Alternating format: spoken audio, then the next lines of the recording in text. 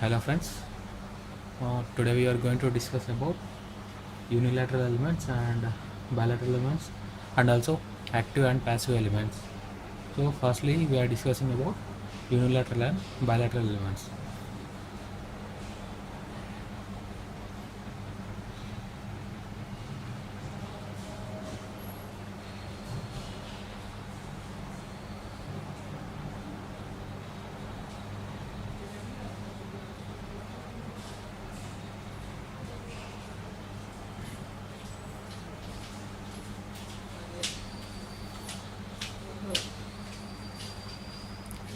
Firstly we are going to discuss about unilateral elements.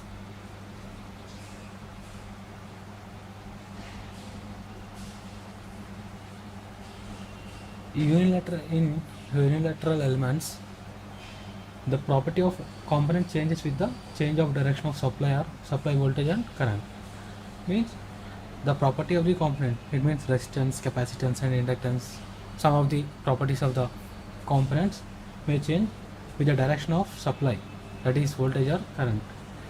That is, unilateral elements allows the current to flow only in one direction. That means it allows the current direction of current or current only in one direction. That is, the flow of electrons in these circuits only in one direction. The reverse, opposite direction or reverse direction may not be allowed in these unilateral elements. And simple example is a diode. The diode rectifier is the best example for unilateral element. Unilateral element, diode rectifier. In diode rectifier, the rectification only is done in forward bias, that is forward in forward. In reverse, it does not allow. That means the current flow is only in one direction, forward, only one direction. So this is the best example for unilateral element. And in other words, we can also say the conduction of current in one direction is termed as unilateral elements. That is, examples are diodes, transistor elements. You can see, you can take an example of diode. This is a diode, this is anode and this is a cathode. These are the two terminals of this diode, diode D1. We can take another diode. This is anode, this is cathode, and this is diode D2. So I am connecting this diode to the battery in this way. This positive of the battery is connected to anode and the negative of the battery is connected to cathode in the diode 1. For the diode 1 I am connecting like this, and for the diode 2 I am connecting in reverse way. Negative terminal of battery is to anode and positive terminal of the battery to cathode of the diode D2. So the current will flow in this direction because the diode gets forward bias in this condition. This condition 1, the diode gets forward bias and allows the current to flow in this direction. So this diode 1, see, in diode 2 I am applying in reverse way, as in case of this first condition, reversely applying voltage to this diode D2 in reverse way.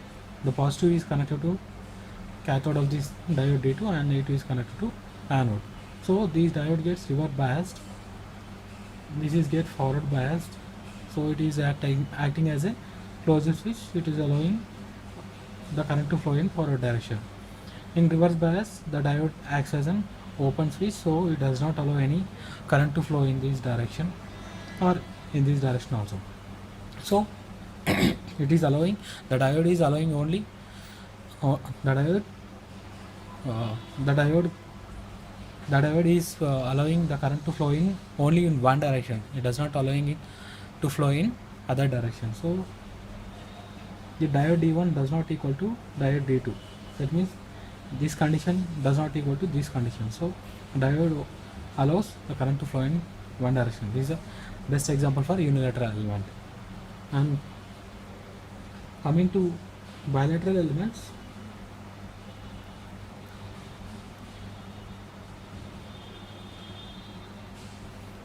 Coming to bilateral elements, bilateral elements can be defined as the property of the circuit does not change with the change of direction of supply, that is current or voltage. In other words, the bilateral circuit allows the current to flow in both directions. In unilateral it allows only in one direction, but bilateral elements allows the current to flow in both the directions. It can be stated in other words also. The conduction of current in both direction in an element with same magnitude is termed as bilateral elements. That is, the it can be flowed in both direction. The current is flowed in both direction with the same magnitude. The magnitude also remains same. The examples for the bilateral elements are resistance, capacitance, inductance.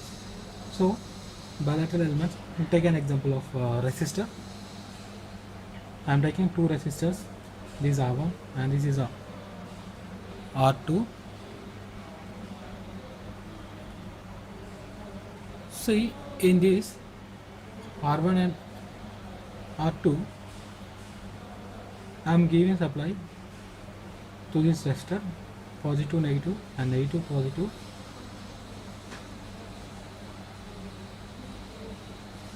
This terminal is connected to positive, and this is negative, connected to negative of the battery. In R2, this is connected to negative, and this is connected to positive. In this, while applying current voltage to this resistor, in this case the current will flow in this direction. This current I will be flowing in this direction, positive to negative, and in this case it is reverse,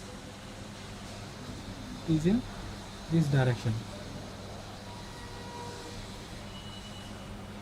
So we can state that current is flowing in first case it is flowing from the positive to negative, this terminal to this terminal.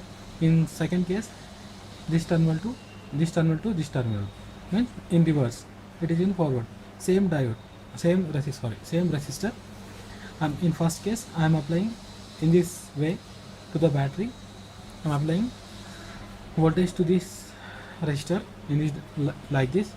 In second case, it should be like this. So the current is flowing, in first case it is flowing from this to this, this to this. In second case it is from this to this. So we can be decide that R1 equals to R2. That is, in the first case and second case it is same. The current direction, current flow will be, current is flowing through the resistor. So R1 equals to R2. So by this we can judge that bilateral elements are the elements which allows the current to flow in both the directions. And next, coming to active and passive elements. Active and passive elements, as the name indicates, active means active and passive are ideal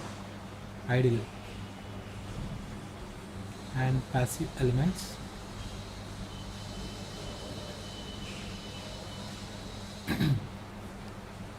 See, in active and passive elements, active element, firstly we are going to discuss about these active elements.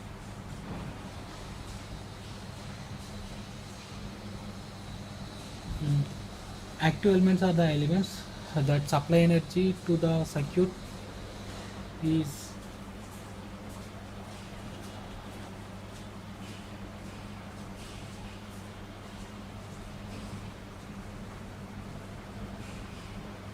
okay. Active elements. The active elements are the elements that supply energy to the circuit.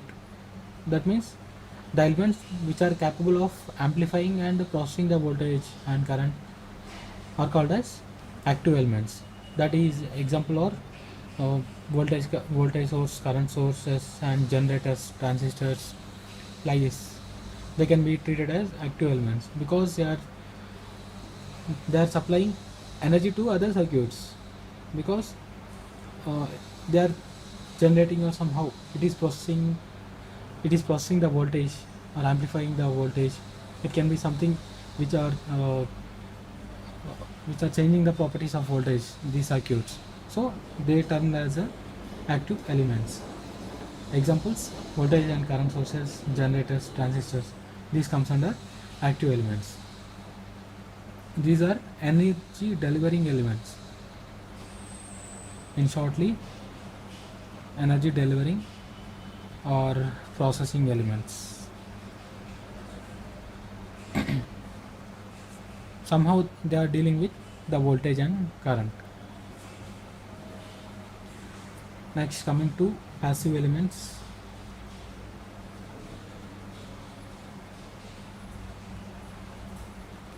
As the name indicates, passive means idle. Okay. And coming to the passive elements, these are the elements which receives or absorbs the energy and then either convert it to heat or stored in electric or magnetic field is called as passive elements. That is, these elements can absorb the energy from other components and it can be converted into heat, or it can be stored in electric, or it can be stored in magnetic field. These passive elements can be absorb energy from the other sources, and some components will convert the energy absorbed into heat. Some other components will store the energy in the electric field, and some other components will store the electric energy in magnetic field. Such components are called as passive elements. These are the, in shortly, these are the elements which are energy absorbing elements. Energy absorbing elements. And examples are RLC. See, if you apply voltage or current to this resistor will absorb the energy and it will convert the absorbed energy into heat. See, this L indicates inductor, which absorbs the energy from the other sources, and it stores the energy in the form of magnetic field. And this capacitor, similar to that of inductor, but it stores the energy in the form of electric field. This is about active and passive elements, and previously we have discussed about unitary and bilateral element. This is a basic classification of the elements based on their current voltage and current absorption, delivering, and conduction in both direction, in one direction. Based on this, they are classified. This is a basic classification of these elements. Thank you, guys.